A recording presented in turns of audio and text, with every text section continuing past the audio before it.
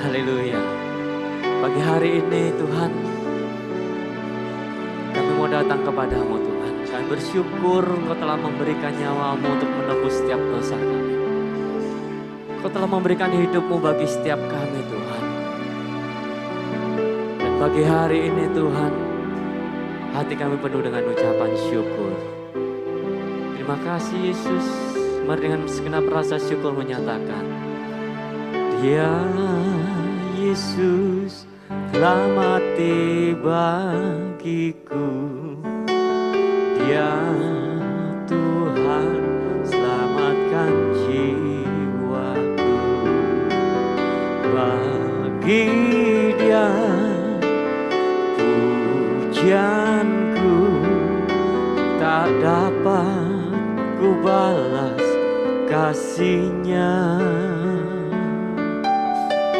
Dia angkatku jadi anak-Nya, beri damai di dalam hidupku.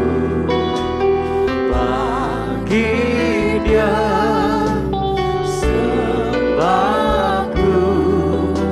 hanya Dia segalanya bagiku.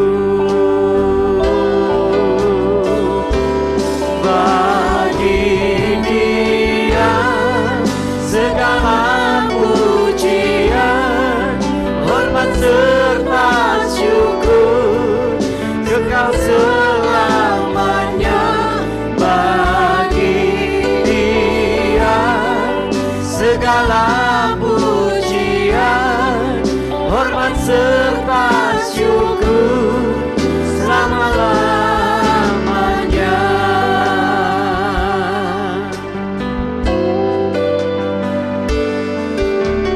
Dia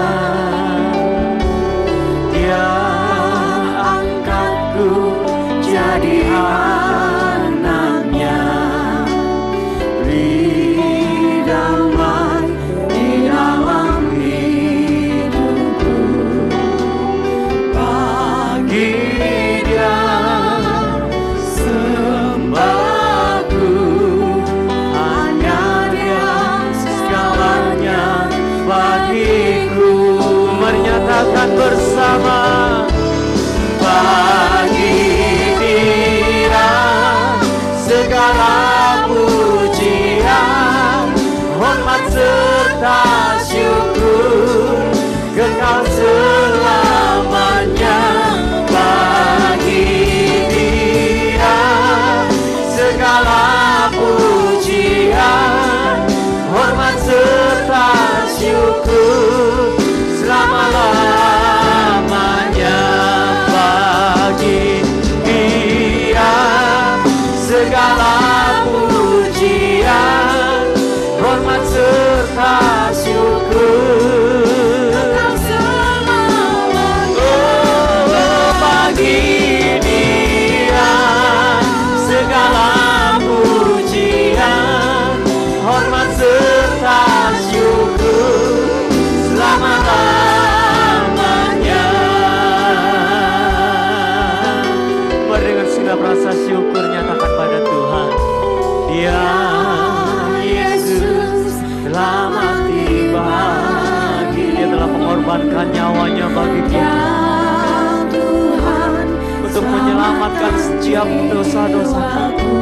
Dia mengampuni setiap dosa dan pelanggaran kita. Thank you Lord Jesus.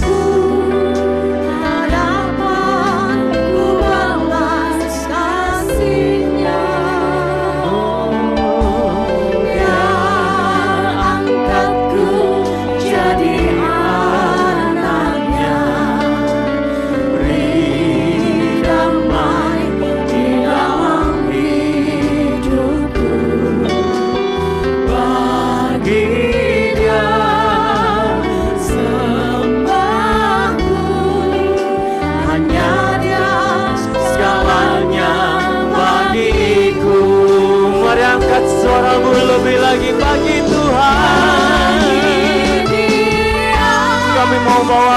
pujian kami Tuhan.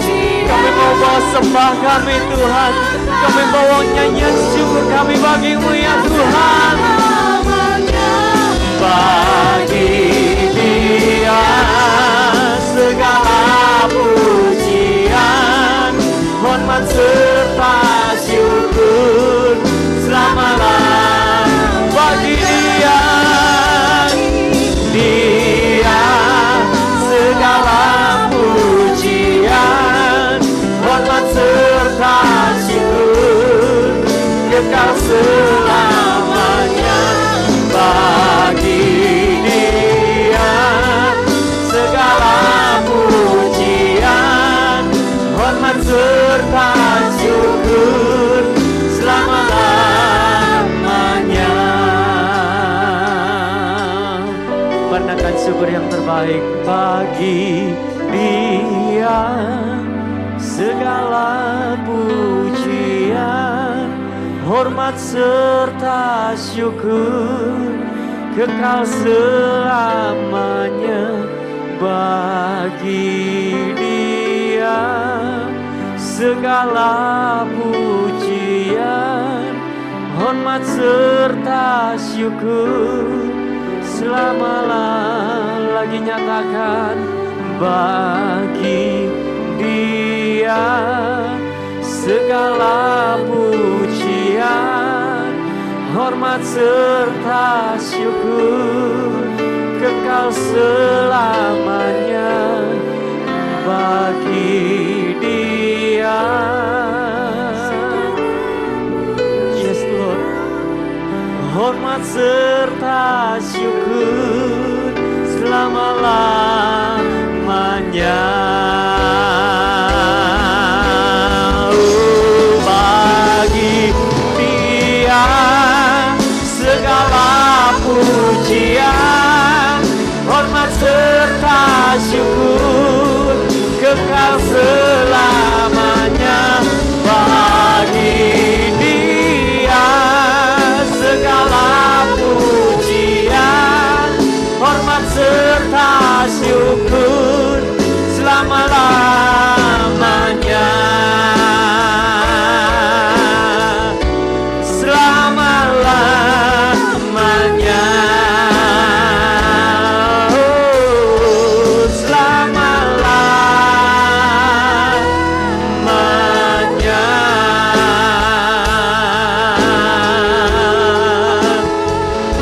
Mari sembah.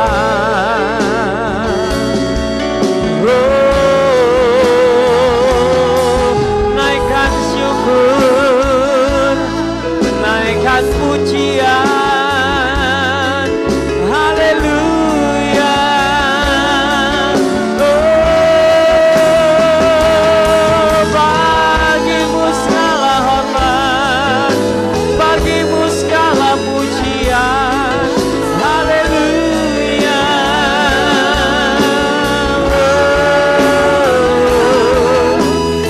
Haleluya.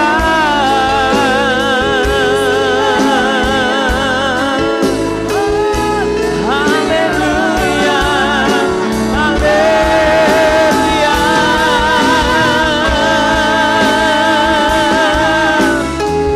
Terima kasih Tuhan. Terima kasih Tuhan. Haleluya.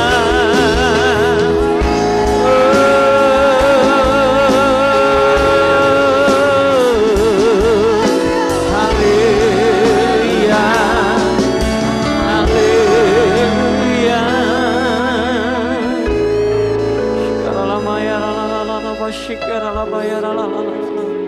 Dia telah memberikan nyawanya bagi kita. Dan ini saatnya kita memberikan pujian yang terbaik bagi Tuhan kita. Karena Dia sudah memberikan yang terbaik bagi kita.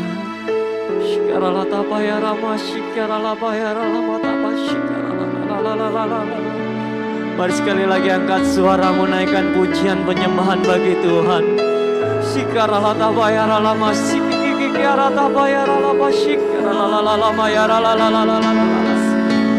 Dia hadir di sini.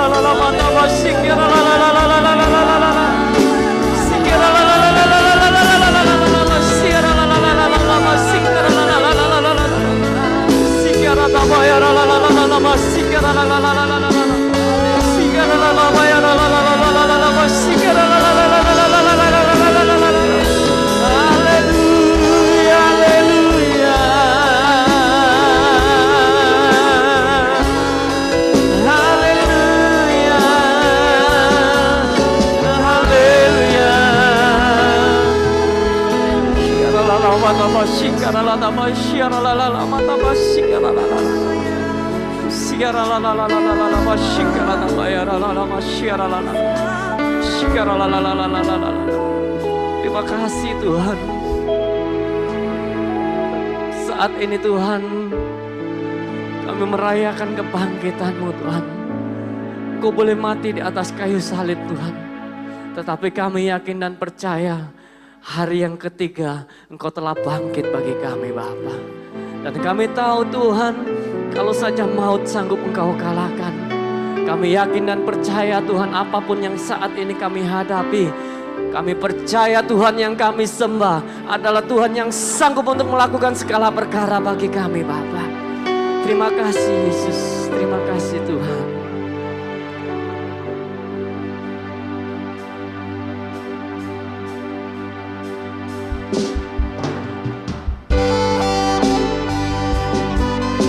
Haleluya Yesus. Thank you Lord Jesus. Tuhan sanggup, tak pernah gagal. Dia Tuhan perkasa, jauh melebihi segala yang ku pinta. Dia telah kerjakan dan bangkit mengalahkan maut. Kau hidup Tuhan, Kau sanggup, dalam-Mu ada kuasa selamanya. Tuhan Kau sanggup.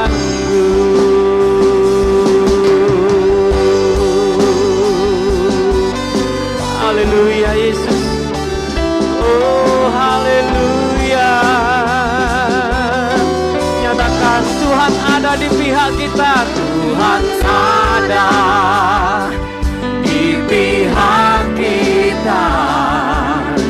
Dia buka jalan, jauh melebihi segala yang ku harap. Dia telah kerjakan dan bangkit mengalahkan maut.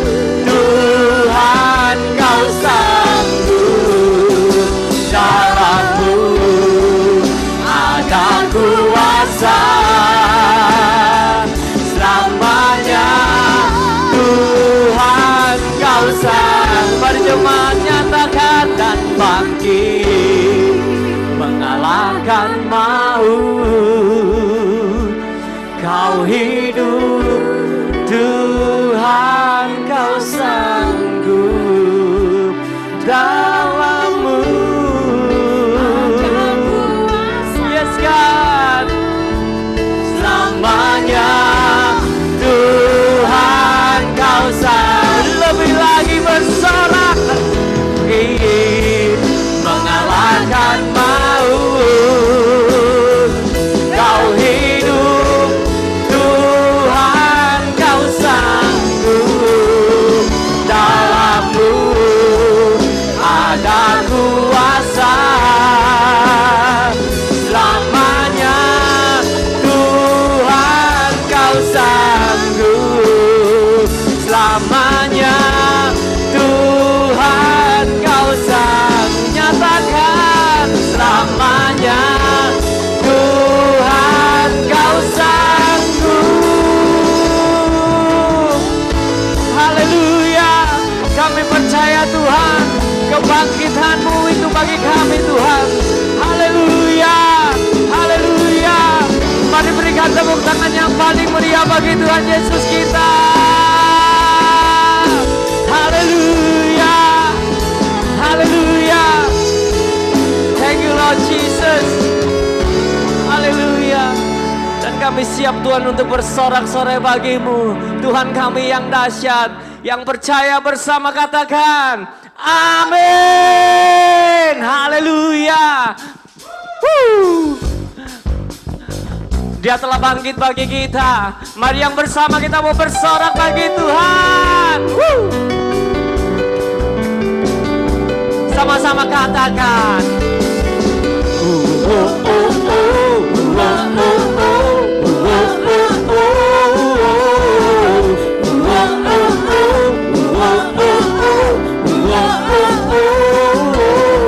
Gerakkanlah kekuatan-Mu ya Allah. Tunjukkanlah kuasa-Mu ya Tuhan. Serahkan musuh-Mu, selamatkanlah umat-Mu. Allah dahsyat di tempat kudus-Nya.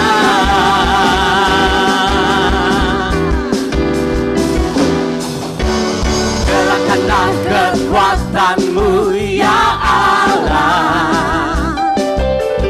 Tunjukkanlah kuasa-Mu ya Tuhan.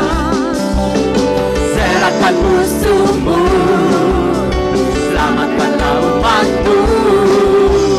Allah dahsyat di tempat kudus-Nya. Allah bangkit, bersorak bersama. Hey, Allah bangkit, bernyanyilah. Katakan musuh dikalahkan, musuh dikalahkan. Umatnya dibebaskan. Allah dahsyat di tempat kudus-Nya. Sama-sama katakan, gerakkanlah kekuatan-Mu ya Allah. Tunjukkanlah kuasa-Mu ya Tuhan. Serahkan musuh-Mu, selamatkanlah umat-Mu. Allah dahsyat di tempat kudus-Nya. Mari bersorak bersama. Allah bangkit, bersoraklah. Hey, Allah bangkit, bernyanyilah.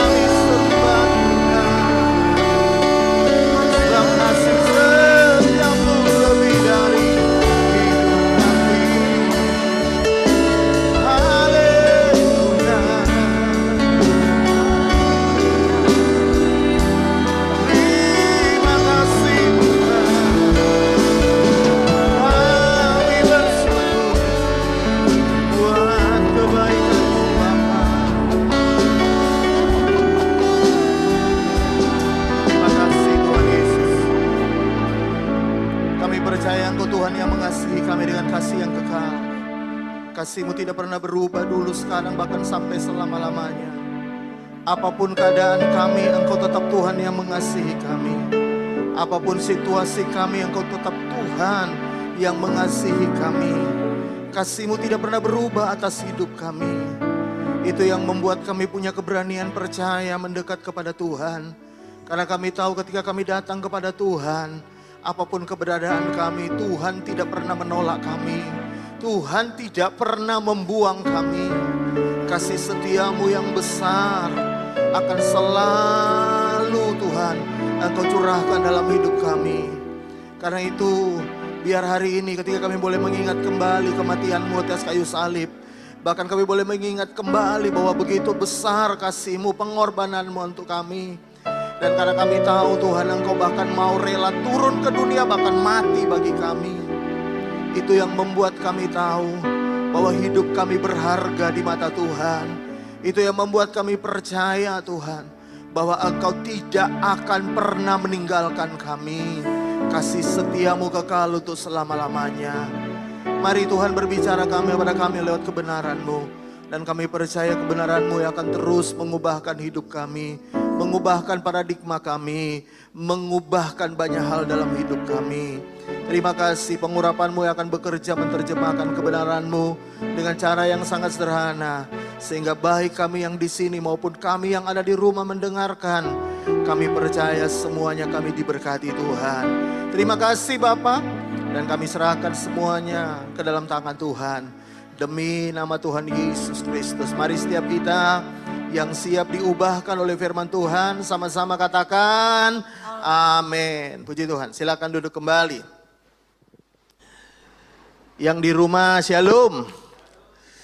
Puji Tuhan. Ya, sekali lagi. Yang di rumah shalom. Ya, puji Tuhan, situasi kondisi memang tidak memungkinkan untuk kita bisa beribadah bersama. Tapi saya percaya juga dimanapun Anda berada hari ini, dimanapun Anda sedang menyaksikan siaran ini, kami percaya Tuhan menjamah Anda di tempat di mana engkau mendengarkan, dan Tuhan memberkati kita semua, ya. Nah, hari-hari ini gereja Tuhan sedang merayakan Jumat Agung dan Paskah, ya. Dan karena itu saya mau ajak kita belajar firman Tuhan dari apa yang saya pengen kita belajar sama-sama dari kitab 1 Yohanes, ya, surat 1 Yohanes pasal yang keempat, ya. 1 Yohanes pasal yang keempat. Kita baca mulai di ayat yang ke-17. Sekali lagi saya ulangi, 1 Yohanes pasal yang keempat.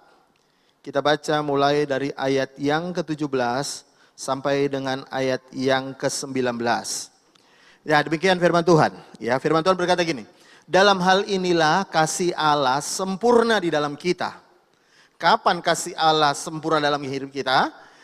Yaitu kalau kita mempunyai keberanian percaya pada hari penghakiman, karena sama seperti Dia, kita juga ada di dalam dunia ini. Di dalam kasih tidak ada ketakutan. Saya ulangi, di dalam kasih tidak ada ketakutan.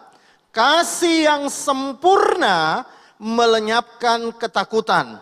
Sebab ketakutan mengandung hukuman, dan barang siapa takut, saya ulangi, dan barang siapa takut, ia tidak sempurna di dalam kasih. Ayat 19 terakhir, kita mengasihi karena Allah lebih dulu mengasihi kita. Yang percaya firman Tuhan katakan amin. Nah, saudara, Alkitab memperkenalkan ada sebuah kasih yang berbeda dengan kasih manusia, yaitu kasih Allah. Dan Alkitab berkata dari apa yang kita baca, kasih itu namanya kasih yang sempurna. Manusia tidak punya kasih yang sempurna. Bisa bilang amin? Manusia tidak punya kasih yang sempurna.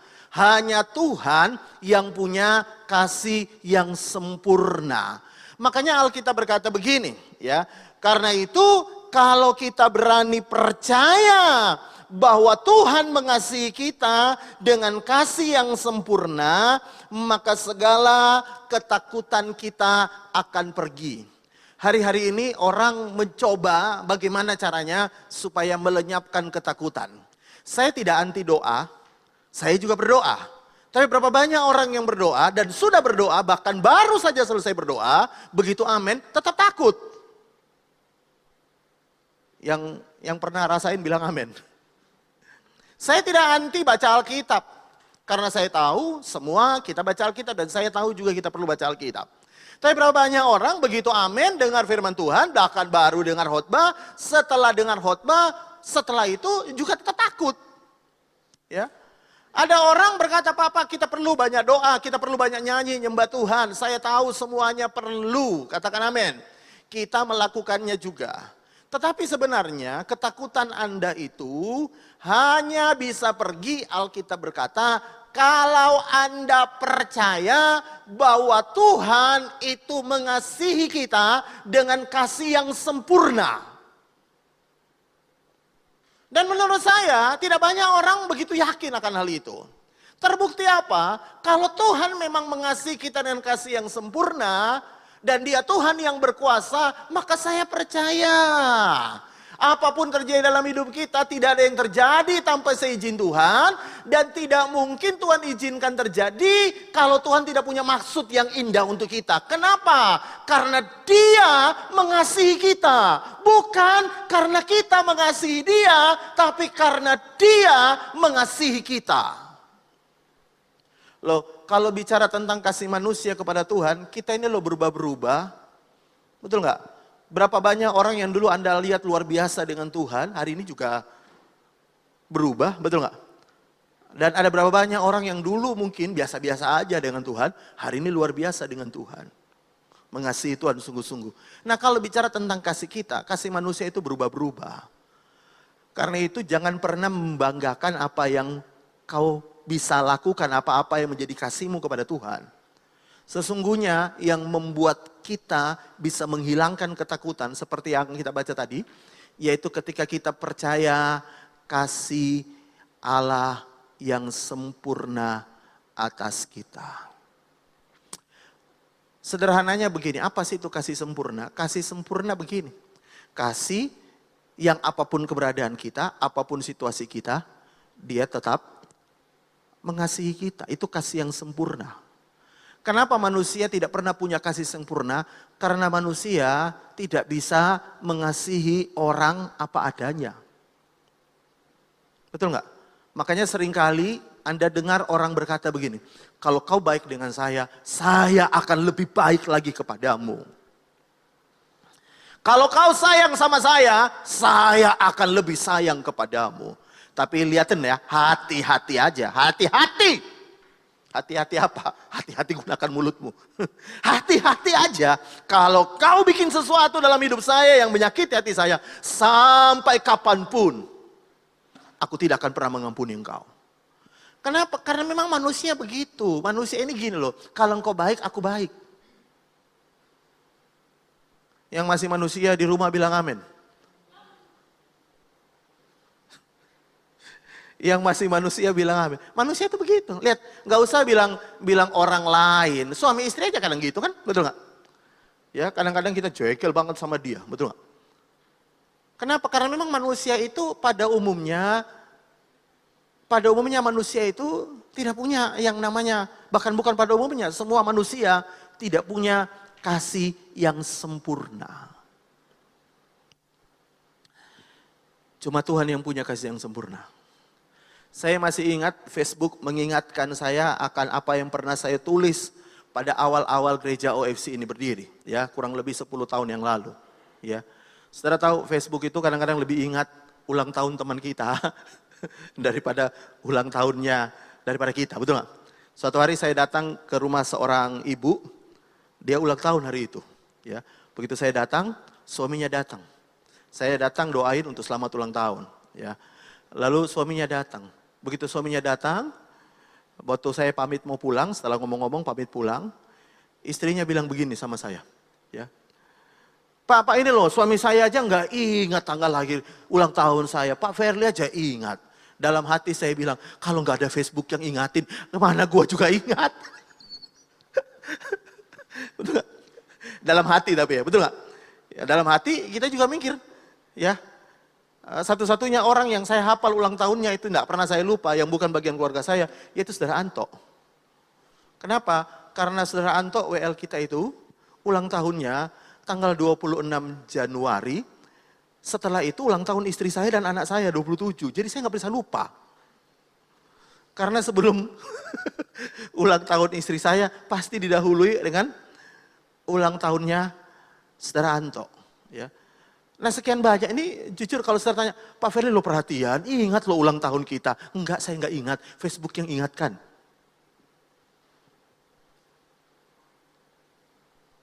Loh kalau begitu Pak Ferry hari ini senyumnya palsu. Ingatin, enggak lah, saya mau bicara apa adanya sama Anda. Saya enggak bisa ingat sebanyak ini saudara ya. Orang-orang yang ulang tahun saya enggak bisa ingat. Tapi yang saya mau bilang begini adalah begini. Yang saya maksud adalah begini. Tidak ada orang yang bisa mengasihi kita seperti Tuhan mengasihi kita dengan cara yang sempurna. Yang di rumah bilang amin. Karena itu seringkali kita kecewa dengan pasangan kita. Kita seringkali kecewa dengan orang. Karena kita berharap orang itu bisa mengasihi kita dengan kasih yang sempurna. Tidak, mereka nggak bisa mengasihi kita dengan kasih yang sempurna. Bahkan kita pun tidak bisa mengasihi anak-anak kita dengan kasih yang sempurna. Nggak bisa. Cuma Tuhan yang bisa lakukan itu bagi kita. Nah saya ingat, tadi saya kembali dari apa yang saya pernah tulis, Facebook ingatkan. Ya, kira-kira bunyinya begini. Ya, kalau ada 1000 orang yang rindu padamu, aku juga rindu padamu. Salah satunya. Wes. Kalau ada orang yang lagi mikirin, kalau ada 100 orang yang mikirin kamu, mungkin aku salah satunya yang juga hari ini sedang mikirin kamu. Ya. Kalau ada 10 orang yang peduli kepada kamu, mungkin salah satunya saya yang peduli kepada kamu. Tapi kalau ada 1 orang yang mau mati kepadamu, sorry, saya nggak mau mati untukmu. Cuma Tuhan Yesus yang mau mati untuk kita. Menurut saya tidak ada kasih yang lebih besar daripada kasih seseorang mau mengorbankan nyawanya untuk kita. Makanya kalau saudara baca dalam Alkitab kita, lihat sama-sama dulu. Dalam Yohanes pasal 15 ayat 13 berkata begini, ya. Injil Yohanes 15 ayat 13. Injil Yohanes pasal 15 ayat yang ke-13. Tidak ada kasih yang lebih besar daripada apa saudara? Kasih seseorang yang memberikan nyawanya untuk apa? Untuk sahabatnya. Pak, kalau saudara berkata, kan Yesus mau mati untuk sahabat-sahabatnya. Ya, memang Alkitab ditulis untuk sahabat-sahabatnya. Kitalah sahabat-sahabatnya. Tapi siapa yang disebut sahabat-sahabat Tuhan itu? Kalau saudara baca dalam Roma pasal 5 ayat yang ke-6, saya mau tunjukin siapa yang disebut Yesus sahabat-sahabatnya. Roma pasal yang ke-5 ayat yang ke-6 berkata gini. Karena waktu kita masih lemah, baca sama-sama. Kristus telah mati untuk kita, orang-orang durhaka. Pada waktu yang ditentukan oleh Allah. Jadi Yesus itu mau mati bukan sahabat yang baik.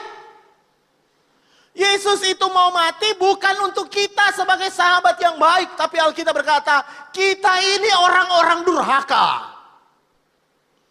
Tapi Yesus mau mati bagi kita. Lihat lagi ayat 6, ayat 7. Ayat 7. Sebab tidak mudah seorang mau mati untuk orang benar. Kalau ada orang benar tidak mudah. Tetapi mungkin untuk orang baik ada yang mau mati. Ada yang berani mati. Wah itu Pak istriku baik, makanya saya sebagai suami, saya mau mati untuk suami saya. Untuk istri saya.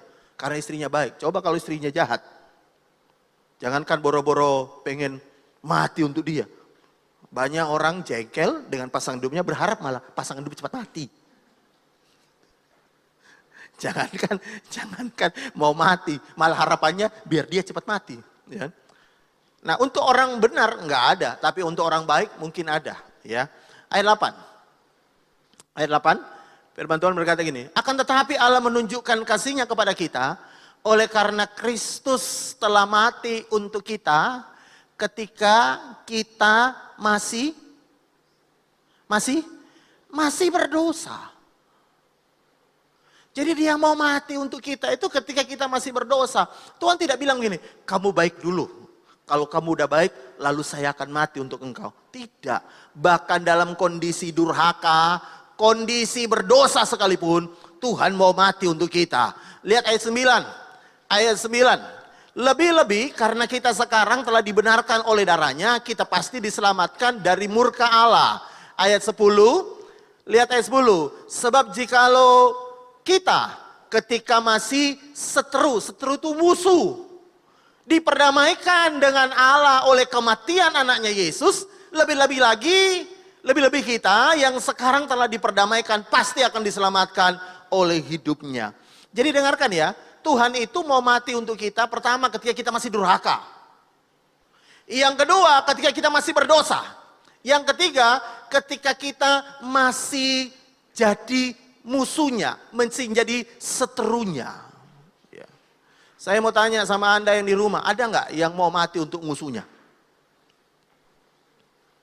Pak, musuh itu diperjelas Pak, siapa? Ya saya nggak tahu siapa musuhmu. Mungkin ada yang berkata, Pak, saya Pak musuh bebuyutan dengan ipar saya.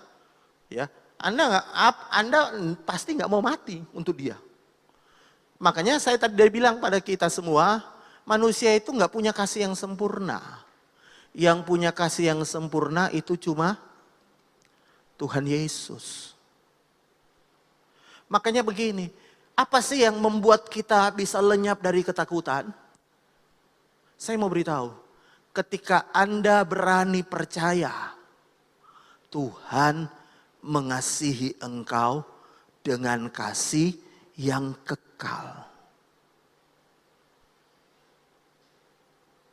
Orang yang tidak takut itu bukan orang yang mengasihi Tuhan. Saya ulangi kalimat ini. Orang yang tidak takut bukanlah orang yang mengasihi Tuhan. Orang yang tidak takut adalah orang yang percaya Tuhan mengasihi hidupnya. Saya bisa dengar kata amin. Saya tahu para hamba-hamba Tuhan, pelayan-pelayan Tuhan yang tetap melayani meskipun situasi kayak gini. Kita bukanlah orang-orang yang mengasihi Tuhan. Bukan. Anda yang datang melayani, saya beritahu, saya harapkan Anda bukanlah orang-orang yang mengasihi Tuhan. Tapi saya tahu dan saya harapkan setiap kita boleh datang melayani sini. Karena kita percaya Tuhan mengasihi kita. Dan saya percaya begini saudara ya. Orang yang punya duit, orang yang punya jabatan, kita bisa andalkan dia sebagai backing kita kalau kita tahu dia sayang sama kita, dia mengasihi kita. Apalagi Tuhan, dia sangat mengasihi kita.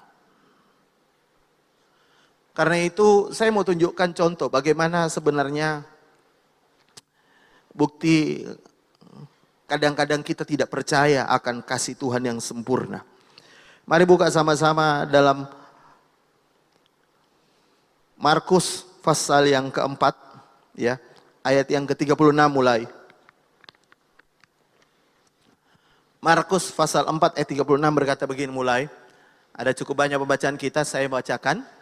Mereka meninggalkan orang banyak itu lalu bertolak membawa Yesus beserta dengan mereka dalam perahu di mana Yesus telah duduk dan perahu-perahu lain juga menyertai dia. Ayat 37, lihat. Lalu mengamuklah taufan yang sangat dahsyat. Jadi bukan taufan biasa, tapi taufan yang sangat dahsyat.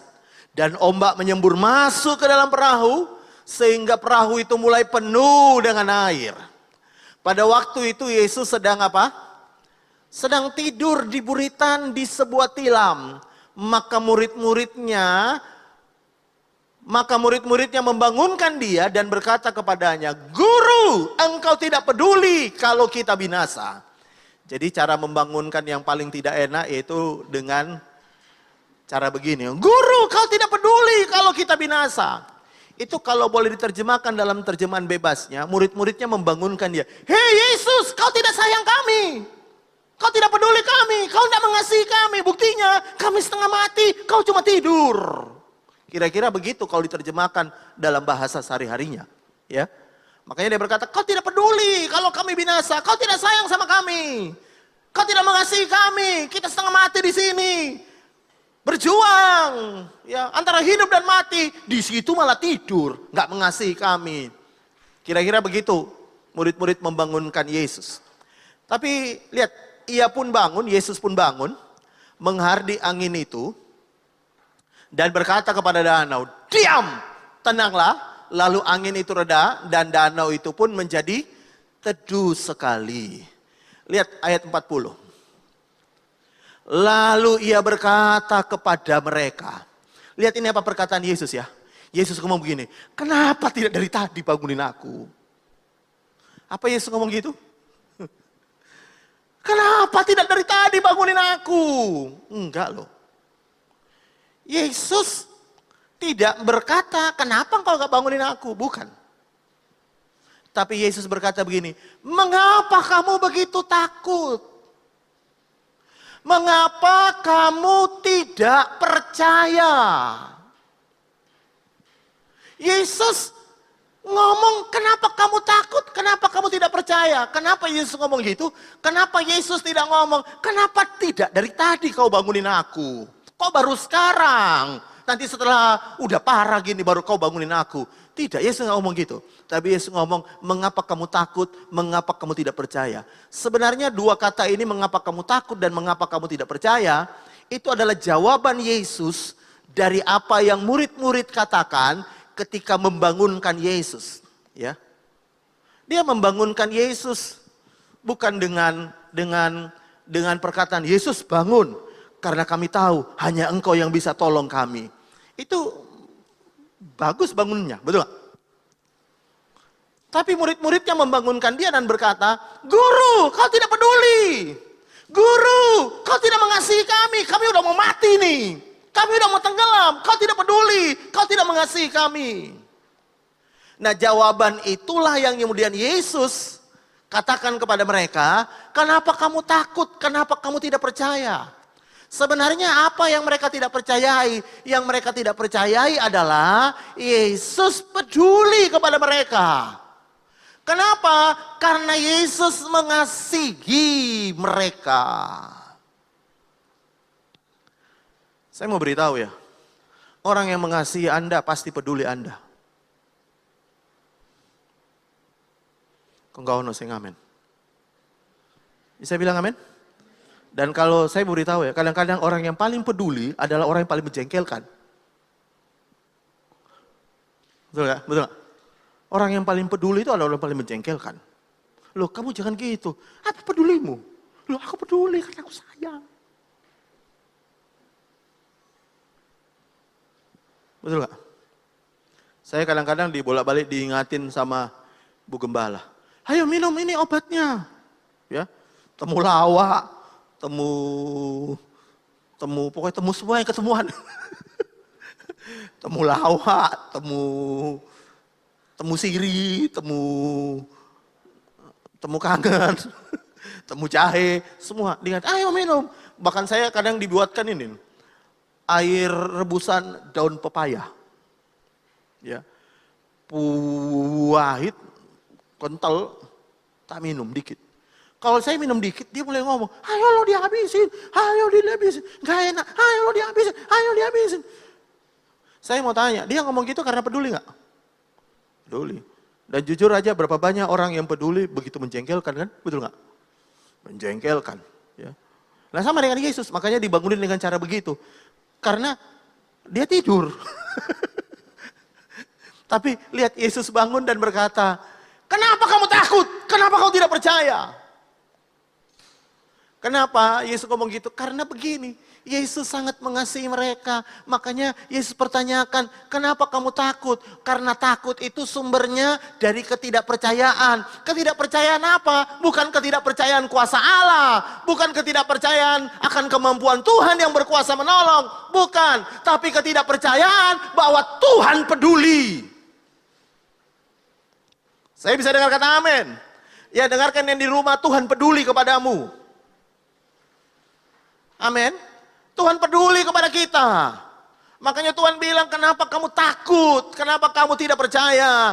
Karena sebenarnya yang kita ragukan, yang kita tidak percayai adalah kasih Tuhan yang sempurna atas hidup kita. Saya berandai-andai dan sudah jemaat OFC tentu udah berapa kali saya kasih tahu ini. Kalau seandainya Yesus tidur dan kalau mereka memang betul-betul percaya bahwa Yesus mengasihi mereka, tidak mungkin ada yang terjadi sesuatu dalam hidup mereka tanpa seizin Tuhan. Apa hal yang terbaik yang mereka harus lakukan? Yaitu bilang sama Yesus, Yesus, rodok geser sedikit. Aku juga mau tidur. Jadi tidur bareng, betul nggak? Sama-sama tidur. Kenapa? Kalau seandainya mereka percaya dan mereka tahu, karena tidak mungkin ada ayat yang ditulis dalam Alkitab, maka matilah Yesus dengan tenggelam. Lalu mayatnya ditemukan, terapung-apung di danau Galilea. Gak mungkin. Gak mungkin. Gak mungkin. Jadi karena itu hari ini bagi saya satu hal aja. Ya. Kalau Anda takut, saya tidak mau berdebat akan apapun. Tentang siapa yang berani, siapa yang takut. Bukan. Tapi sebenarnya kadar takut Anda, seberapa besar kadar takutmu, itu sebenarnya gambaran seberapa besar engkau percaya akan Tuhan mengasihimu dengan kasih yang sempurna. Kalau Tuhan mengasihi kita dengan kasih yang sempurna, maka kita juga yakin apapun boleh terjadi, kita percaya tidak mungkin terjadi tanpa diizinkan Tuhan. Kalau Tuhan izinkan pun, pasti Tuhan punya rencana untuk kebaikan kita. Bisa bilang amin? Kalau gitu saudara berkata, kalau gitu saya sembarangan aja Pak hidup saya. Saya sembarangan aja. Biar apa namanya? Biar kita buktikan memang Tuhan mengasihi kita. Kita sembrono aja hidup kita. Loh, saya mau beritahu kepada saudara. Nanti saya tunjukin ayatnya, ya. Supaya kita mengerti bahwa ketika kita percaya Tuhan mengasihi kita, bukan berarti kita sembarangan, ya. Mari buka sama-sama dalam Injil Matius pasal 26 ayat 31 mulai. Lihat Matius pasal yang ke-26 ayat 31. Ayat 31 berkata begini. Maka berkatalah Yesus kepada mereka, malam ini kamu semua akan tergoncang imanmu. Jadi ini malam terakhir, ya. Jadi sebelum Yesus malam ini ada semua tergoncang, saya yakin Yesus mungkin loh ya, nyanyi lebih dulu. Malam ini malam terakhir bagi kita. Barangkali beberapa orang berkata, lagu apa itu Pak? Ya, beda zaman, ya. Lihat, malam ini semua akan tergoncang imanmu, ya. Yesus bilang, kamu semua akan tergoncang imanmu. Yang ngomong siapa? Yesus. Karena aku. Saya heran Yesus ya. Saya betul-betul baca ayat ini heran. Kalau Anda tahu ada orang yang akan tergoncang imannya, Anda akan ngomong apa kepada orang itu?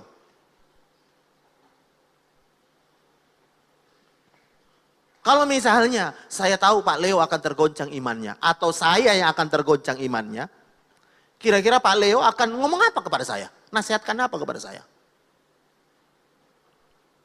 Saya yakin mungkin Pak Leo akan ngomong begini. Tetap semangat Pak, jangan goncang Pak, jangan goyang Pak, tetap semangat. Ya, jangan goyang Pak, goyang apa? Goyang begini. Jangan goncang Pak, tetap semangat Pak, tetap semangat Pak. Lihat, Yesus sudah tahu malam ini mereka tergoncang imannya, malah diomongin, malam ini semua kalian akan tergoncang imanmu. Ya. Sebab ada tertulis, aku akan membunuh gembala dan kawanan domba itu akan tercerai-berai. Nah, kalau Anda dibilangin Yesus malam ini semua akan tergoncang imanmu, apa yang akan Anda katakan? Nah, lihat dulu apa yang Petrus katakan di ayat 32. Petrus bilang begini ayat 32, ya. Akan tetapi, masih Yesus ngomong, tapi sudah aku bangkit, aku akan mendahului kamu ke Galilea. 33. Nah, lihat apa kata Yesus? 33. Petrus menjawab kepadanya, bukan kata Petrus tapi kata Petrus. Petrus menjawab kepadanya, lihat ini apa kata Petrus? Biarpun mereka semua tergoncang imannya karena engkau, apa saudara? Aku sekali-kali tidak. Jadi Petrus ngomong membantah apa yang Yesus katakan. Dia bilang, meskipun semua tergoncang, aku sekali-kali tidak akan tergoncang. Wow. Lihat ayat 34. Ayat 34. Ayat 34. Yesus berkata kepadanya, ini Yesus bilang lagi kepada Petrus, aku berkata kepadamu, sesungguhnya malam ini sebelum ayam berkokok, engkau telah menyangkal aku berapa kali? 3 kali. Ayat 35. Kata Petrus kepadanya, lihat ini kata Petrus. Pertama dia bilang, sekalipun orang menyangkal, aku tidak menyangkal. Yesus bilang nanti ayam berkokok, kau akan menyangkal. Sebelum ayam berkokok 3 kali, kau akan menyangkal. Tapi kemudian dia jawab lagi, sekalipun aku harus mati bersama-sama dengan engkau. Ini ciri-ciri orang yang mengasihi Tuhan.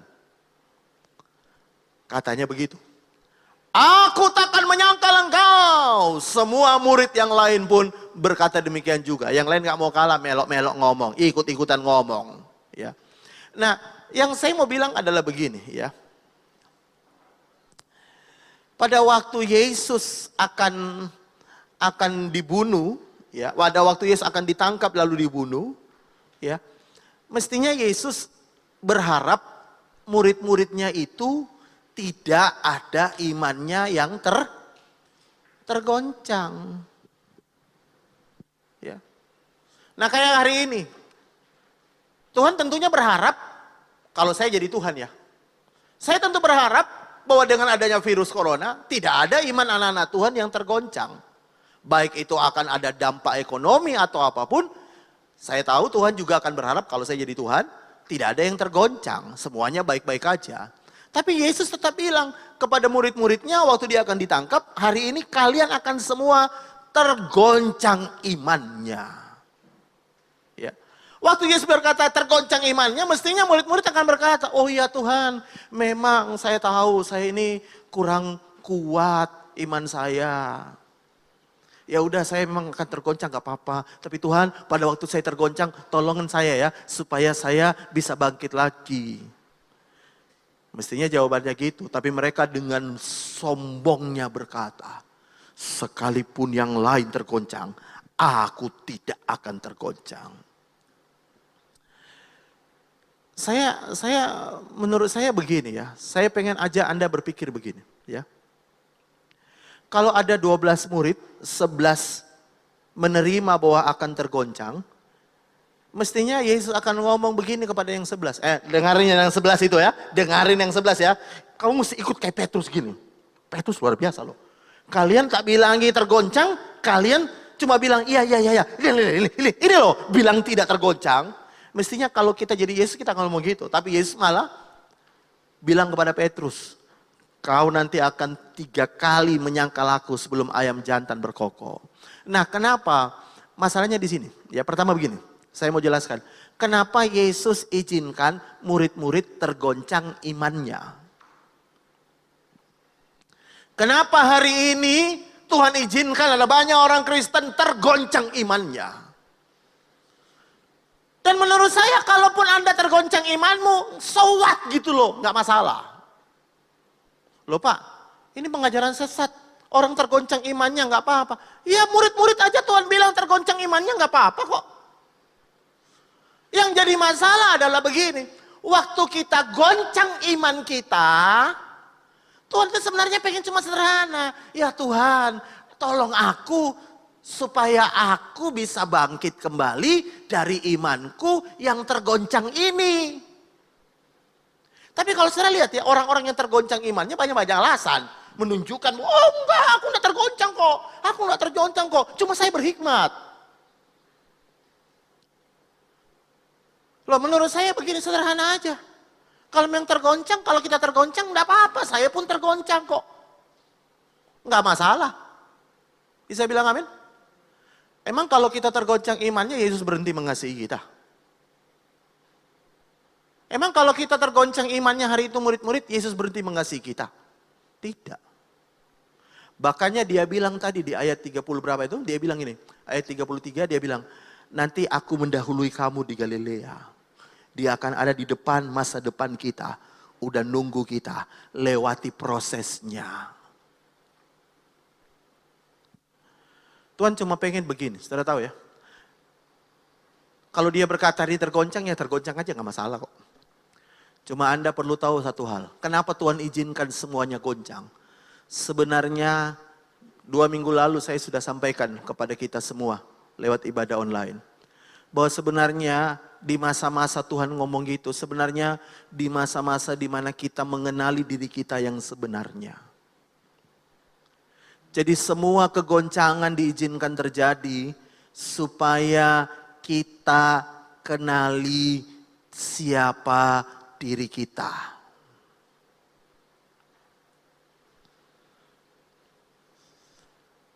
Seberapa sih kerohanian kita hari-hari ini? Saya loh, hampir tiap hari sebelum corona khotbah, betul nggak? Kalau saudara tanya berapa ayat firman Tuhan yang saya baca tiap hari, banyak. Kalau saudara tanya, Pak, berapa pewahyuan yang Bapak dapatkan lewat doa dan belajar Alkitab? Banyak. Tapi saya mau beritahu, begitu ini datang, coronavirus datang. Kalau saudara tanya, Pak Feli apa enggak tergoncang? Saya mau bilang sama Anda ya, tolong jangan dikasih tahu sama yang di rumah. Yang di rumah lagi nonton, jangan kasih tahu. Saya juga tergoncang.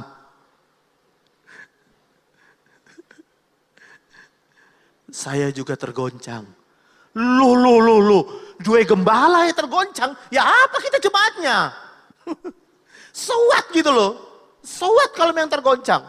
Waktu Yesus mau dibunuh aja semua tergoncang. Kenapa memang? Enggak masalah. Karena begitu saya tergoncang, saya sadar satu hal. Ada banyak hal yang perlu diperbaiki dari hidup kita. Bisa bilang amin. Waktu Anda tergoncang, jangan coba menutupi kegoncanganmu dan mencoba supaya kelihatan baik. Jangan.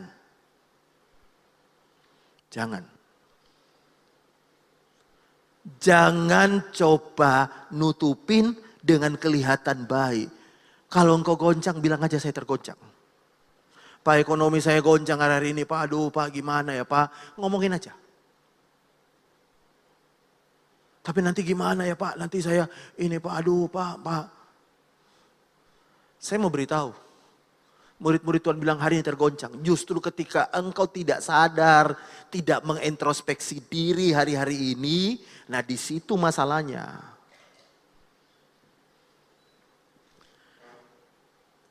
Saya bisa dengar kata amin? Menurut saya hari ini adalah perlu adanya evaluasi untuk hati kita. Hari ini adalah hari di mana Tuhan izinkan supaya kita evaluasi hati. Bayangin murid-murid 3,5 tahun bareng Yesus. Yesus bilang, hari ini kau tergoncang imanmu. Kenapa? Supaya mereka diizinkan introspeksi diri. Oh ternyata selama ini aku kelihatan dekat dengan Tuhan. Oh ternyata aku cuma kayak gini. Baru coronavirus kecil aja aku udah tergeletak. Ya gak apa-apa kalau kita semua tergeletak, gak apa-apa. Tapi paling tidak itu membuat kita introspeksi diri. Membuat kita ngerti ada banyak hal yang perlu kita perbaiki dari hidup kita. Tidak pernah ada kegoncangan yang Tuhan izinkan untuk hancurin kita. Bisa bilang amin yang di rumah. Bisa ada amin yang di sini. Tidak pernah ada kegoncangan yang diizinkan Tuhan untuk hancurin hidup kita. Gak ada. Karena Dia mengasihi kita. Kalau Anda berkata, Pak pekerjaan saya goncang hari ini. Tidak ada tujuannya untuk menghancurkan pekerjaanmu. Tanpa engkau sadar Tuhan sedang membentuk kita. Dipersiapkan untuk sesuatu yang lebih besar di kemudian hari. Tapi bagian yang terpenting pada waktu engkau goncang. Tidak usah bela diri. Gak usah. Gak usah bela diri. Ya udah aku yang kayak gini ya Tuhan tolong aku. Introspeksi diri. Makanya saya mau tunjukin satu ayat yang bagus sekali. Lihat. Ini dalam Ulangan pasal yang ke-8. Ulangan pasal yang ke-8. Ayat yang pertama mulai. Atau kita lebih bagus baca di ayat yang kedua. Ya. Ulangan pasal yang ke-8. ayat yang kedua.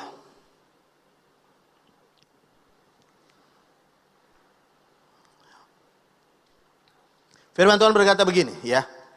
Lihat. Ingatlah kepada seluruh perjalanan yang kau lakukan atas apa saudara? Atas kehendak Tuhan Allahmu di padang gurun selama 40 tahun ini, ya. Jadi Tuhan bilang dalam Ulangan pasal 8, perjalanan 40 tahun itu adalah kehendak Tuhan. Itu yang Tuhan katakan. Tapi sebenarnya apa benar sih itu sebenarnya kejadiannya kayak gitu? Kalau saudara tahu kenapa sih orang Israel sampai 40 tahun jalan muter-muter di padang gurun? Kenapa? Apakah memang Tuhan rencanakan seperti itu? Tidak. Kalau saudara baca Alkitab, dalam Bilangan pasal 14, di situ jelas sekali dikatakan bahwa mereka akan muter-muter 40 tahun karena mereka melanggar perintah Tuhan. Jadi sekalipun mereka melanggar firman Tuhan dan meskipun 40 tahun kemudian diajak muter-muter oleh Tuhan. Tapi dalam Ulangan dikatakan itu adalah perjalanan yang kau lakukan atas kehendak Tuhan. Gimana mungkin orang salah kok. Kalau kita mikirnya, kalau kita penulis Alkitab, kalau misalnya ingatlah akan seluruh perjalanan yang kau lakukan atas hukuman Tuhan. Gara-gara kau tidak taat pada firman Tuhan. 40 tahun kau di padang gurun. Tidak, Tuhan tidak ngomong begitu. Meskipun karena kesalahan mereka, Tuhan tetap ngomong. 40 tahun itu aku izinkan terjadi. Meskipun karena salahmu. Tapi kemudian Tuhan bilang semuanya pun mendatangkan kebaikan. Saya bisa bilang kata amin? Bisa bilang amin? Kalau engkau berkata, Pak saya hari ini dipecat di pekerjaan. Kenapa? Iya, saya buat kesalahan Pak, makanya saya dipecat. Lo so what gitu, kalau kau dipecat melakukan kesalahan, so what? Apa dunia akan berakhir? Tidak. Meskipun mungkin engkau dipecat karena engkau melakukan kesalahan, Tuhan bisa pakai kesalahanmu untuk mendatangkan kebaikan atas hidupmu. Asal engkau belajar introspeksi diri, ke depannya Tuhan akan bawa engkau kepada pekerjaan yang jauh lebih baik dibandingin pekerjaanmu hari ini. Saya bisa dengar kata amin? Nah, makanya Tuhan bilang, ingat atas kehendak Tuhan di padang gurun 40 tahun. Nah, apa maksudnya? Dari kesalahan Tuhan bilang itu Tuhan izinkan atas kehendak Tuhan. Apa maksudnya? Maksudnya, lihat ini, ini maksudnya. Untuk merendahkan hatimu. Jadi kadang-kadang Tuhan izinkan kegoncangan untuk kita belajar rendah hati. Bisa bilang amin? Loh, saya beritahu ya, hari-hari ini bukan hanya kesombongan jasmani yang banyak orang sombongkan loh, kesombongan rohani juga banyak loh. Kok nggak ono sing amin? Betul nggak? Hari ini bukan hanya orang nyombongin jasmaninya loh, hari ini juga banyak orang nyombongin rohaninya, betul nggak? Makanya kemudian ada istilah sombong rohani. Tuhan bilang, engkau izinkan untuk merendahkan hatimu dan mencobai engkau. Perhatikan ini. Dan untuk mengetahui apa yang ada dalam hatimu. Loh, Tuhan apa nggak tahu apa yang ada dalam hati kita? Tuhan tahu apa yang dalam hati kita. Tapi Tuhan pengen apa yang dalam hati Indah ini keluar. Kemudian kita lihat, oh ternyata saya tidak sebaik ini. Aduh, ternyata ada banyak hal yang masih perlu diperbaiki. Bisa bilang amin? Karena itu pada masa kesusahan, jangan mencoba bangun benteng. Orang nyerang, oh ini gara-gara salahmu. Oh enggak. Kita bangun benteng. Enggak usah bangun benteng, biar Tuhan yang bentengi kita. Bisa bilang amin? Enggak usah bangun benteng, biar Tuhan membentengi kita. Bagian kita adalah introspeksi, mengetahui apa yang di hatimu. Karena pada waktu banyak orang itu pada waktu posisi kondisi aman, bicaranya ayat terus. Betul gak? Saya termasuk pendeta yang tidak banyak ngomong ayat kalau ketemu teman. Tapi saya punya teman, ketemu siapa saja ngomong ayat. Waduh. Konkordans berjalan. Ayat. Saya kalau ketemu jemaat, ketemu teman-teman di sini pelayan Tuhan, saya bisa telepon lama dengan beberapa teman. Gak ada bicara ayat, firman Tuhan berkata, maka ayat begini. Aduh. Kalau ditanya saya akan jawab. Tapi kalau pada waktu kekacauan terjadi seperti ini, kondisi kayak gini. Orang yang dulu bicara ayat banyak, tiba-tiba hilang dari peredaran. Loh, kalaupun dia hilang dari peredaran, kenapa memang? Enggak masalah. Enggak masalah. Karena Tuhan sanggup bangkitkan dia lagi. Bisa bilang amin? Tuhan bisa bangkitkan kita lagi. Yang paling penting adalah ketika itu terjadi, izinkan Tuhan mulai mengeluarkan dalam hati kita. Oh ternyata, aku ini ternyata masih gampang sakit hati. Oh aku ini ternyata masih suka iri lihat orang lain. Oh aku ini ternyata aku suka hakimi orang. Dia kok gini, dia kok gitu. Ternyata setelah aku hadapi, oh ternyata aku bisa ngerti sekarang bahwa apa yang dia hadapi tidak segampang yang aku lihat di luar. Betul nggak? Kita ini gampang menghakimi orang karena kita tidak ngalami. Makanya Tuhan izinkan kita alami supaya salah satunya kita mikir. Oh iya ya, angel tiba. Ternyata susah yang dia alami. Dan kalau dia masih bisa bertahan, ternyata dia lebih kuat dari saya. Saya kayak gini aja udah bertahan. Karena itu lihat. Semua orang-orang yang menyombongkan diri maupun menyombongkan hal jasmani maupun hal-hal rohani, suatu hari kelak Tuhan akan izinkan terjadi goncangan. Bukan untuk apa-apa, supaya Tuhan lihat hatimu. Nah masalahnya adalah begini, ketika kita terjadi kegoncangan, kita kebanyakan kayak Petrus. Oh sekalipun yang lain gitu, aku enggak. Oh yang lain meskipun pergi aku mau mati. Mestinya kalau Petrus sadar berkata, oh iya ternyata hatiku tidak segini. Makanya Tuhan izinkan dia menyangkal Tuhan. Sampai dia nangis. Dan ayat yang sangat terkenal sekali. Saya mau baca sebagai ayat yang terakhir. Yang sering kali saya bahas. Dalam Injil Yohanes pasal 21 ayat 15. Ketika dia pertama kali ketemu dengan Yesus. Yesus tanya kepada dia. Yohanes 21 ayat 15. Petrus, apakah engkau mengasihi aku? Yohanes 21 ayat 15. Ya. Yesus tanya kepada Petrus. Sesudah sarapan Yesus berkata kepada Simon Petrus. Simon anak Yohanes, apakah engkau mengasihi aku lebih daripada mereka ini? Jawab Yesus kepadanya, benar Tuhan engkau tahu bahwa aku mengasihi engkau. Kata Yesus kepadanya, gembalakanlah domba-dombaku. Sampai 3 kali sampai ayat 17 Yesus tanya yang sama. Cuma dalam terjemahan bahasa Indonesia, cuma ditulis mengasihi. Tapi sebenarnya dalam terjemahan bahasa aslinya Yesus tanya, Petrus apakah engkau agape, kasih yang sempurna kepada aku. Seperti yang kau ngomong beberapa hari yang lalu, kau mau mati untuk aku. Petrus sampai nangis di ayat 17 dia berkata, tidak Tuhan engkau tahu aku hanya mengasihi engkau. Dalam bahasa Indonesia dikatakan sama-sama mengasihi. Tapi dalam bahasa Yunani kata yang dipakai oleh Petrus beda dengan kata kasih yang dipakai oleh Yesus. Yesus memakai kata agape, kasih sempurna, the perfect love. Kasih Allah, kasih yang mau mati.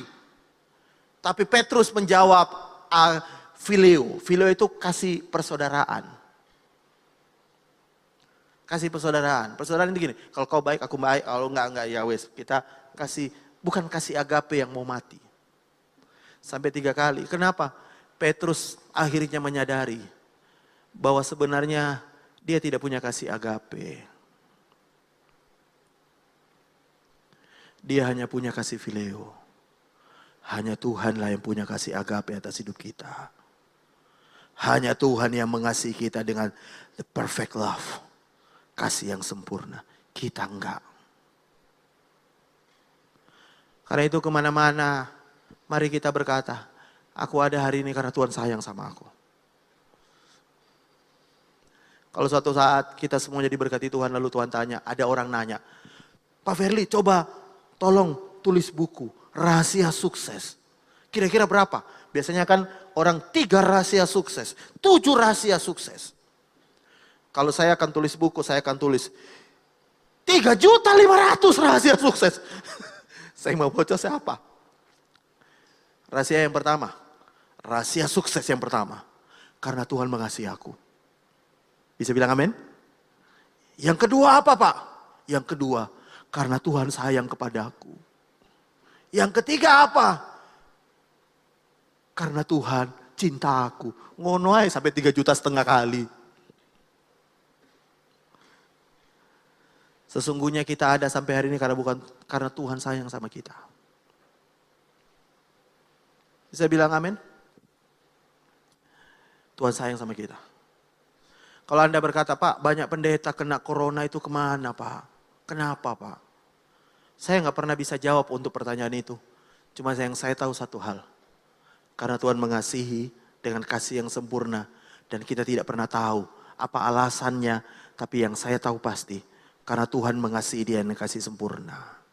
Loh tapi kan dia bodoh Pak, tidak berhikmat. Emang kita berhikmat? Emang saya tanya ke Anda, emang kita hari ini sehat karena kita berhikmat?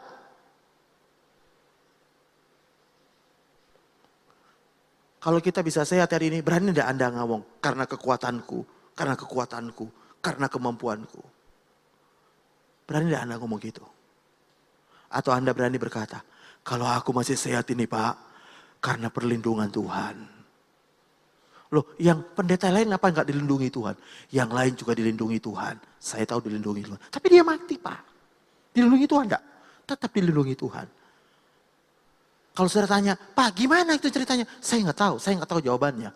Cuma yang saya tahu pasti, Tuhan itu mengasihi kita. Kapan waktu yang terbaik dia panggil kita pulang. Kita ini sering berkata, manusia tidak bisa menambah sedetik pun dalam umurnya. Kalau bukan Tuhan yang menambahkan. Suatu hari saya dengar radio SS, ya. Ada cerita seorang dokter memberikan motivasi. Dokter ini bilang begini, dia punya pasien itu gagal ginjal. Dan setelah cuci darah berkali-kali, kata dokter itu kemungkinan besar dia tidak akan bertahan sampai 6 bulan. Dan orang ini diantar selalu sama 2 orang kerabatnya. Sama 2 orang kerabatnya yang selalu ngantar untuk cuci darah. Sampai suatu saat jadwalnya dia harus cuci darah, dia nggak datang. Orang itu nggak datang. Lalu kemudian berapa minggu kemudian tidak datang. Ya. Lalu dokter menelpon lah. Karena sudah punya hubungan baik, sudah ini ditelepon lah. Loh kok nggak datang? Tahu nggak? Yang pasiennya yang cuci darah bilang gini, yang mau ngantar saya nggak ada. Loh biasanya itu yang 2 orang itu kemana itu? Yang ngantar. Lah itu yang 2 orang itu kemarin kecelakaan. Mati 2 orang itu. Nah yang menarik dokternya bilang begini. Anda ini saya prediksi 6 bulan lagi mati. Yang kanan kirimu yang ngantar itu sehat. Kok malah dia yang mati duluan?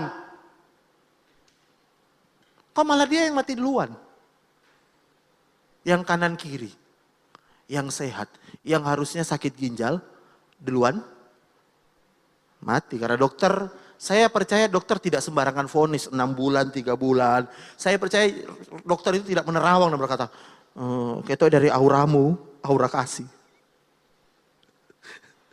Kau ini kayaknya enggak lah. Dokter pasti membaca data, analisa, semua hasil ronsen, hasil lab, hasil apa, semua dia baca, lalu dia bisa mengambil kesimpulan kurang lebih kira-kira 6 bulan. Lalu orangnya, dokternya bilang begini ya, di SS saya dengar. Dokternya bilang begini, lo orangnya lo sampai hari ini hidup yang saya vonis 6 tahun, itu hari ini hidup. Yang 2 orang sehat masih muda, 2 orang pulang duluan. Hidup ini gak bisa diprediksi, betul gak? Gak bisa. Yesus aja 3,5 tahun tok loh umurnya, betul gak? Banyak orang hidupnya tidak banyak, tidak umur panjang. Apakah berarti Tuhan tidak sayang sama dia? Saya yakin Tuhan pun sayang. Tapi saya tidak berani ngomong, oh karena dia kurang hikmat. Emang kita berhikmat banget. Teman saya ada seorang hamba Tuhan teman saya. Saya masih ingat betul, teman saya ini kalau dipundang khotbah di sini, Saudara Anto masih ingat itu. Dia selalu bicara tentang kesehatan, makanan sehat, makanan buah-buahan.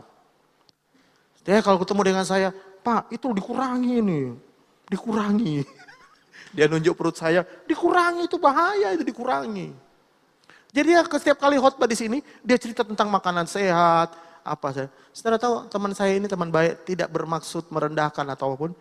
Dia udah beberapa tahun yang lalu duluan dipanggil Tuhan pulang. Makanannya lebih sehat dari saya.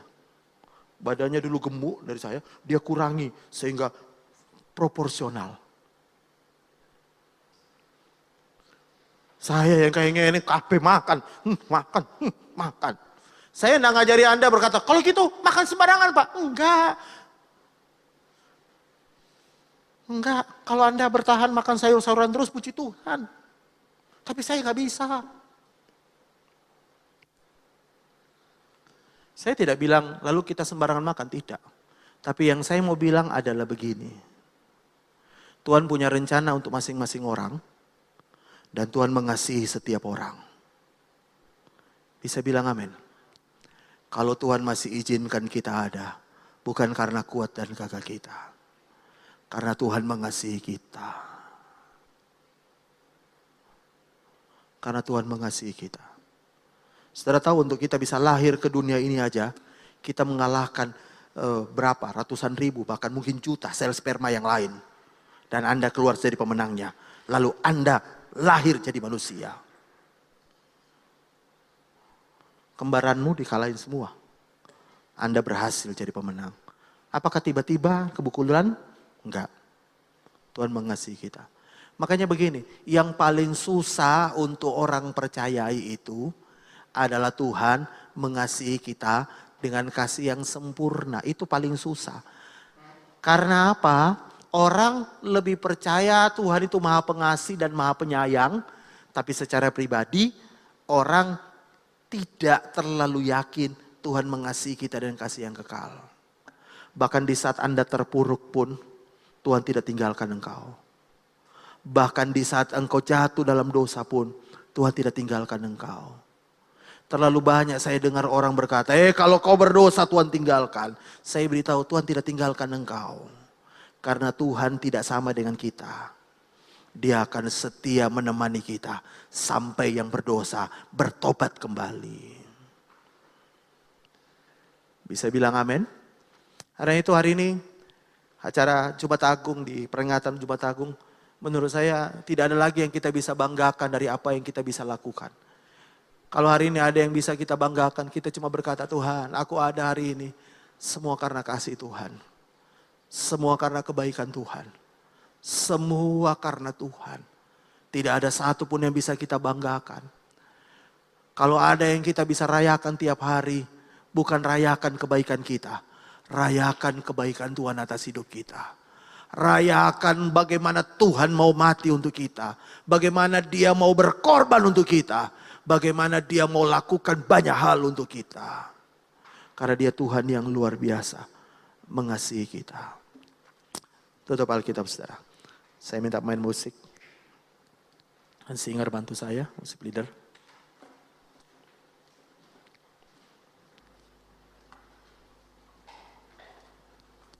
Kita nyanyi, ku ada sampai hari ini.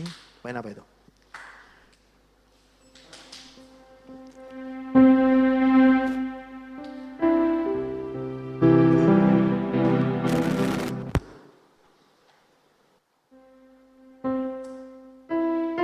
Mari para singer bantu saya.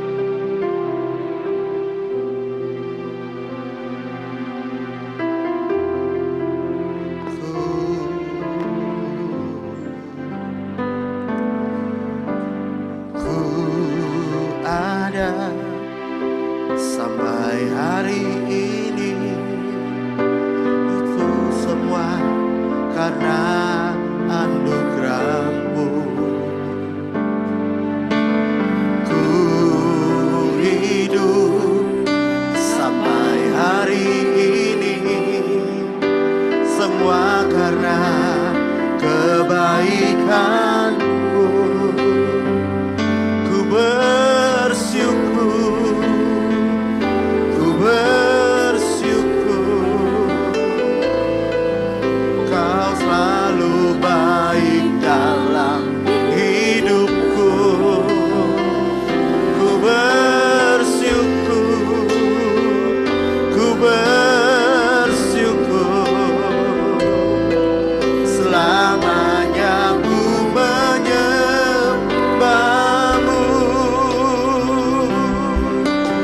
sama-sama yang di rumah nyanyikan dan akui bersama. Ku ada sampai hari ini. Amin. Semua karena anugerah-Mu.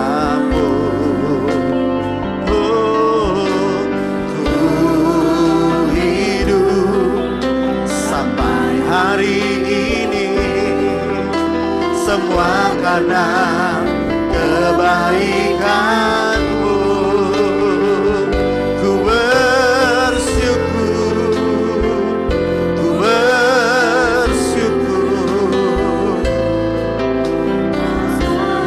Baik dalam hidupku, ku bersyukur, ku bersyukur. Selamanya ku menyembah-Mu. Lagi katakan, ku bersyukur, ku bersyukur. Kau selalu baik dalam hidupku. Ku bersyukur, ku bersyukur. Selamanya ku menyembah-Mu. Saudara, di hari Jumat Agung dan Paskah ini saya mau ajak kita semua berpikir satu kebenaran ini, bahwa tidak ada satu orang pun yang hari ini kita ada itu karena kekuatan kita, tapi semuanya kita ada sampai hari ini semua karena anugerah Tuhan, semua karena kebaikan Tuhan. Tidak usah berdebat tentang apapun juga, tentang berhikmat atau tidak. Bagi saya itu bukanlah hal yang perlu diperdebatkan. Tapi yang paling penting dalam hidup ini satu hal. Anda harus yakin betul Tuhan mengasihi kita. Tuhan mengasihi kita.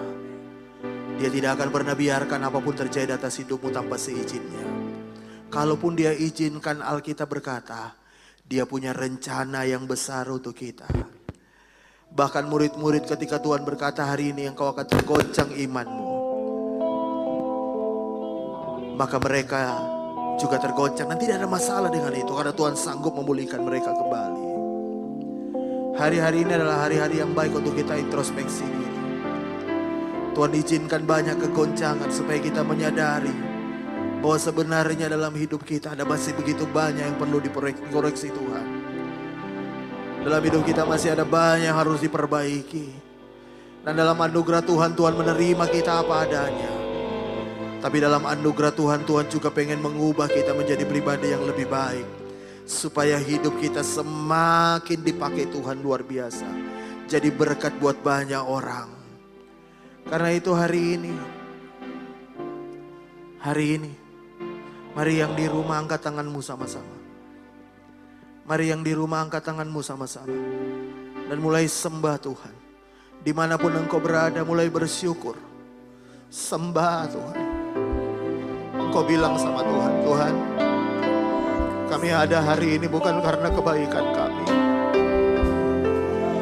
Kami ada hari ini bukan karena kami luar biasa, tapi karena Tuhan yang luar biasa. Kami ada hari ini Tuhan.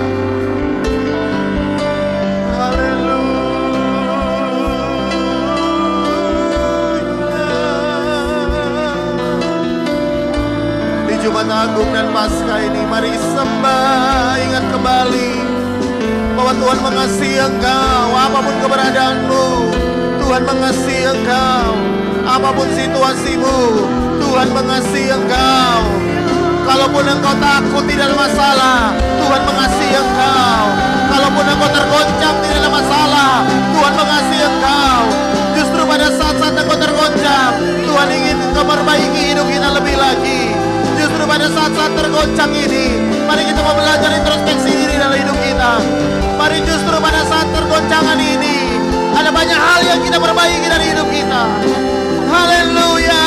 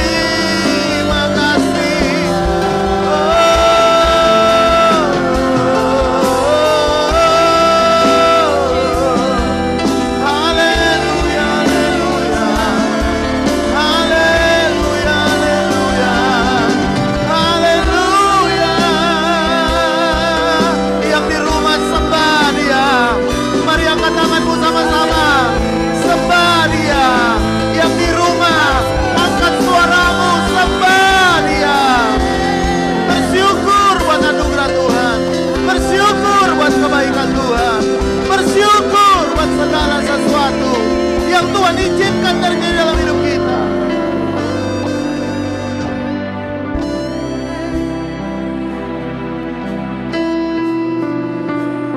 Di dalam Alkitab, dengarkan nih, dalam Alkitab ada begitu banyak hal orang-orang yang kemudian dipakai Tuhan. Saya bisa tunjukkan satu persatu kesalahan mereka kepada Anda. Ada banyak kesalahan mereka. Termasuk Daud berzina dengan Betseba, kemudian lahir anak Salomo. Kenapa Tuhan pilih Salomo, anak dari perzinahan? Mestinya Tuhan pilih yang lain. Saya nggak pernah tahu apa yang menjadi rahasia Tuhan, apa alasannya. Tapi satu hal yang saya tahu, apapun Tuhan izinkan terjadi, Tuhan bisa ubahkan menjadi kebaikan. Saudara tahu Yusuf itu, kenapa dia dijual oleh saudaranya? Karena salah satu sifat Yusuf itu sing tukang lapor. Sedikit-sedikit lapor. Itu menimbulkan kebencian dari saudaranya. Kalau kita mau lihat semua kesalahan, bahkan Musa, Abraham, semua tokoh-tokoh Alkitab, mereka banyak bikin kesalahan. Bahkan Petrus tadi yang baru kita baca, mereka juga banyak bikin kesalahan. Tapi di balik semua hal, Tuhan tetap berkuasa mengubahkan. Setelah selesai dari masa di mana mereka menyadari hidup mereka, mereka bangkit dan dipulihkan, dipakai Tuhan luar biasa.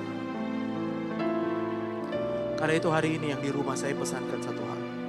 Ingat, Tuhan mengasihi engkau dengan kasih yang kekal. Kalau hari ini Anda berkata, Pak saya goncang Pak hari ini, pekerjaan saya goncang, tidak ada masalah. Ini waktu di mana engkau mulai memperbaiki, ada banyak hal yang perlu engkau introspeksi. Tuhan akan pulihkan engkau kembali. Tuhan akan angkat engkau kembali. Kalau engkau berkata, Pak hari ini iman saya lagi goncang, saya jadi marah dengan Tuhan karena situasi kondisi ini. Saya hari ini jengkel dengan Tuhan, kenapa Tuhan izinkan terjadi ini? Saya hari ini lagi ngambek dengan Tuhan, kenapa Tuhan izinkan terjadi ini? Saya mau beritahu, dengarkan yang di rumah. Kalau hari ini engkau ngambek, engkau jengkel, tidak pernah membuat Tuhan berhenti mengasihi engkau. Tapi justru ketika engkau ngambek, ketika engkau marah, ketika engkau jengkel, ketika engkau marah dengan Tuhan hari ini, Tuhan pengen nunjukkan apa yang ada dalam hatimu yang sebenarnya. Tujuannya untuk apa? Alkitab berkata, tujuannya kita mulai memperbaiki diri kita. Dan setelah itu Tuhan akan tunjukkan kebesaran kuasa-Nya yang akan memulihkan semuanya.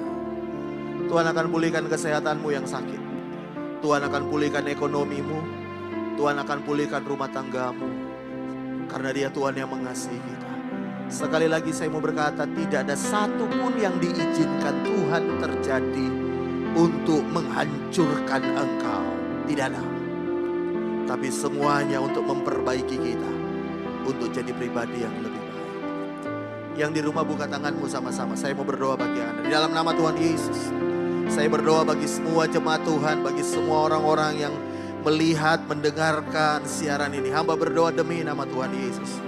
Kalau hari ini keadaan mereka sedang terluka, Tuhan balut hati mereka. Kalau hari ini mereka sedang marah dengan Tuhan, Tuhan nyatakan kasih-Mu yang sempurna kepada mereka. Kalau ini sedang menghadapi masalah kesehatan, Tuhan kami mohon anugerah-Mu atas mereka. Kalau hari ini mereka sedang mengalami masalah ekonomi, Bapa, kami percaya Engkau mengasihi kami.